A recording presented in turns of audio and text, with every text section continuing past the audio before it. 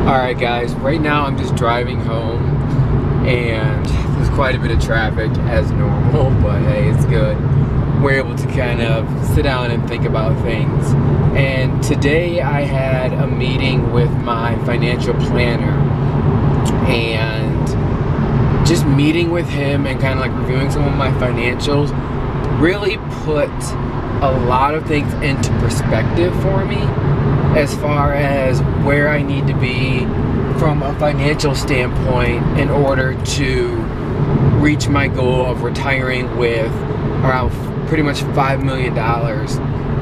And one of the largest things that we were talking about in our meeting was that in order, if I want to reach my goal, so my goal is to have around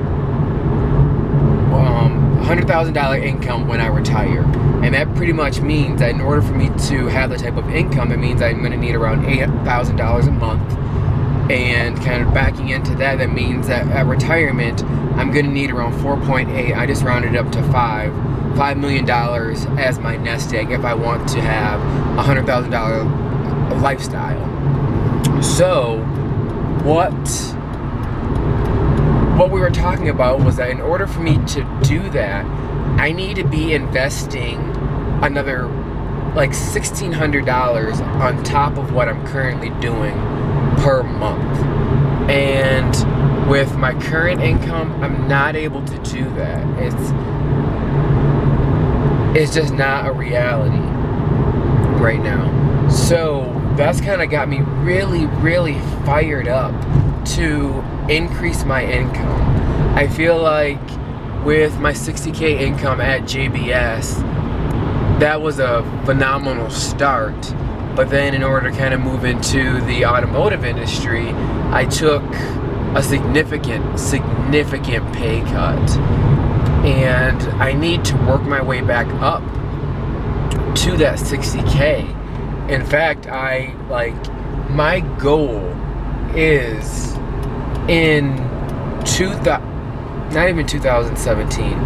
My goal is in 7 months, I want to be making $80,000. We'll just put it, we'll say it like that. I want to be making $80,000. And if I'm not going to be able to make $80,000 at my current job. So that means that I need to find something. Am I in the right gear? Yeah. I'm going to need to find something, a new job or a new way to monetize what I'm currently doing in order to get me there. So I don't know how I'm going to do this. I kind of have an idea of what I would like to do. It might not get me to 80, but it's going to get me a lot closer than what I currently am. And a lot of it, I know 100% that it's not all about money. It's about doing something you're passionate about, doing something that you absolutely love to do, something that when you can't wait to hop out of bed and go into work. That's kind of what it's all about. And I semi have that, but not 100%. So one of the main things is I'm gonna give myself 6 months. So by the end of the year, I'm gonna be doing something different to increase my income. And whether that means getting a second job, or that means transitioning into a new job, regardless of what that means and what that looks like, I will be making more. In 6 months, I will be making more money than I am right now. For the simple fact that with my current income, I'm not gonna be able to have the life that I want to live. And I realized that that's really been weighing on me, because I realized that with all the things that is going on with baby girl, I can cover it, but it's not to the extent that I want to. I need to slow down and break it up into small pieces, where before it's just oh, well, this is gonna cost $3,000. Okay, let me just save up for a month or two, and then boom, we're good. This is gonna be a while, with my current income. So it's been something that's been mind opening, is that yeah, money's not everything, but it's definitely a key component. And with this current job, I did try to negotiate, but it just didn't, like, he's like, this is all we can offer you. So that really bugged me too. That really bugged me that somebody said that, like, hey, you can't make this much money.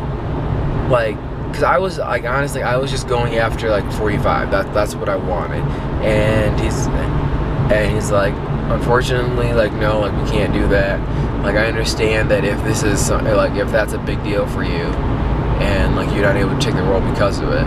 But I wanted the experience. I wanted to get into the automotive industry, so I took the pay cut. And one of the main things that, like, just bugged me about that entire situation, well, there's two things that are bugging me about that situation. The first one is that, like, I was told I couldn't make what I wanted to make. That bothered me. So that's motivating me as well to get to that next level, to get to a new level where I control my destiny. Like, I've got an unlimited, like, my income is 100% depending on what I do and how hard I grind. That's what I want, not just like a fixed salary. And then, like, the second thing that really bothers me is that the main reason, kind of like why I was convinced to take this significant pay cut was because, like, it's like, well, you're gonna get top-notch training, you're gonna work with a phenomenal team, it's just like the culture here is just amazing. And, like, those are all things that, like, I feel I don't think I got. Like, I feel like those things are actually missing from the company. It's kind of crazy, but we'll kind of see how everything turns out. But yeah, it's kind of interesting. And, like, one of the biggest takeaways that I've got from this is that before I accept a role anywhere, like, I sit down with the team, and, like, even if it's just for, like, a few days, like, I prefer a week, because then you kind of get a true sense of it. But before, like, I even accept the role, like, I want to sit down with a team and just kind of, like, not have, like, one-on-one, but just, like, sit down and shadow them, see what they do, see how they interact, see what their attitude is towards the company, and then kind of go from there and see, like, well, yeah, this is the place that I want to be, or no. And I feel like if I would have done that with my current company, things may have been a little bit different. So yeah, guys, I'm just driving right back, and it's kind of like I want to kind of get that, like, off of my chest, and kind of just kind of talk about, like, where I'm coming from a financial standpoint, and kind of like what's, like, the main motivator and the main drive for that. So alright, I'm going to sign out. Wow, that car is just smoking like crazy. I'm going to sign out and yeah, show you this Outback real quick. This is more for Jeremy. There's an Outback in front of us, and yeah, so in fact, on the Jeremy saga, he's still looking for Outbacks, and he's also looking for RAV4s, but I think he really wants an Outback, so he's probably going to end up getting one of those. And tomorrow, which is going to be day, let's see here, so today is day 13. So day 14, in the morning, I'm going to be dropping baby girl off at Poudre Valley Sports Car to have them do a full pre-purchase inspection on there, and then to also check the, well, not check, but to replace the oil. And yeah, just kind of get, like, an overall feel of, like, where she's at and, like, what areas she needs to be improved in. So alright, guys, I'm going to be signing out because I'm going to be driving on home. Yeah, so I'm going to be signing out. And yeah, so just go ahead and check out day 12. Yeah, day 12. Link's going to be in my pants. And yeah, guys, just in the infamous words of TJ Hunt, just keep moving forward. And Jeremy and I's infamous words, get your journey on. Alright, guys, I'll talk to you later.